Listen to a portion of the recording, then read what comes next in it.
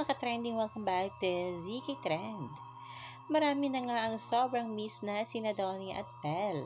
At talaga namang marami na naghihintay sa kanilang panibagong proyekto. At sa ngayon nga ay sobrang busy pa rin sina Donnie at Belle sa kanilang solo ganap. At ang pag-uusapan natin ngayon mga kabobs ay ang episode nga ng Pilipinas Got Talent kagabi na kung saan ganito na lamang ang lapad ng ngiti ni Donnie sa ginawa o sa nasabi nga ni Robbie. At itong ating Robbie kasi ay pumunta nga sa stage at sinamahan ang Belle's Duo na talaga namang nagbigay kilig nga ng mga manonood dahil sa sinabi nga ni Robbie.